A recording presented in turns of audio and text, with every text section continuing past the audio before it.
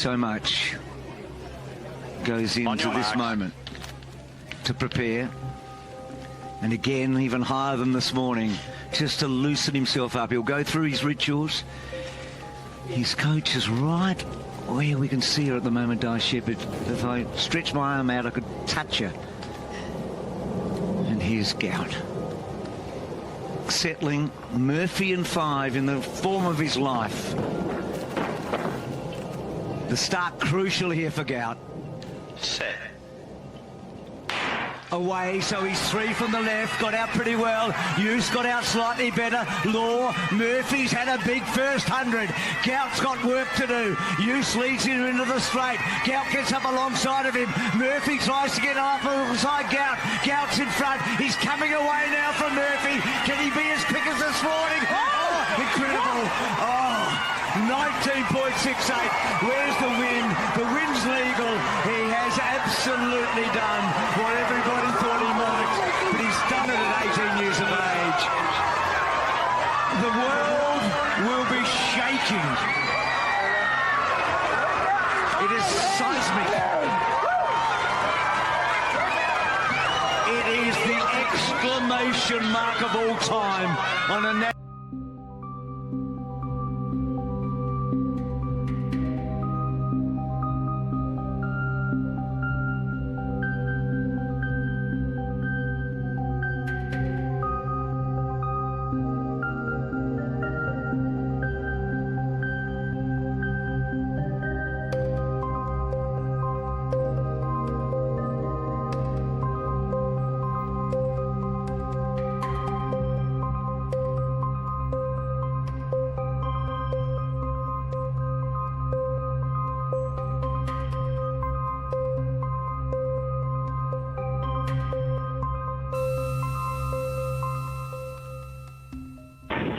Integrity, splashdown, sending post-landing command now.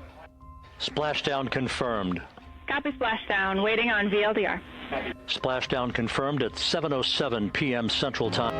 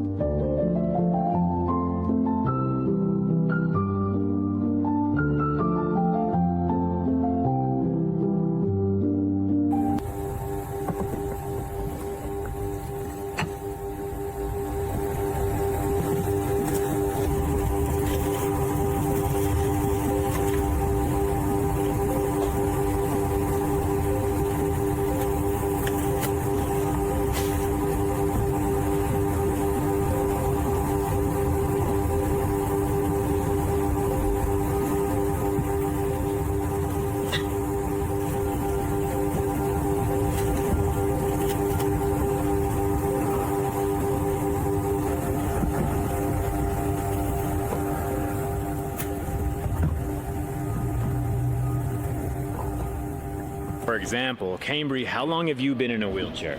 20 years from a horse accident, and my last wheelchair, it was $8,000, but my Paradox chair was $1,900, and it only took about 6 to 8 weeks.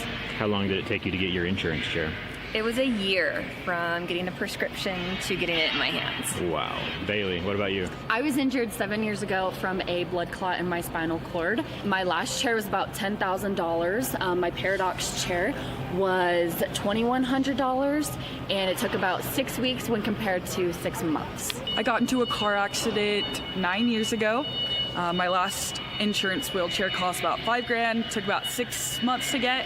And then my Paradox chair cost $2,300. I was injured 3.5 years ago. I fell out of a tree. My first chair through insurance cost $12,000. And this chair, my Paradox chair, I got for $1,649. It took 5 weeks to get here as opposed to 6 months for my insurance chair. So we are able to build chairs way faster and way cheaper, and a lot of these chairs have upgrades on them, but our chairs start at $999. Yes. So, Mr. Hollingsworth, I know that you had your hand up to talk.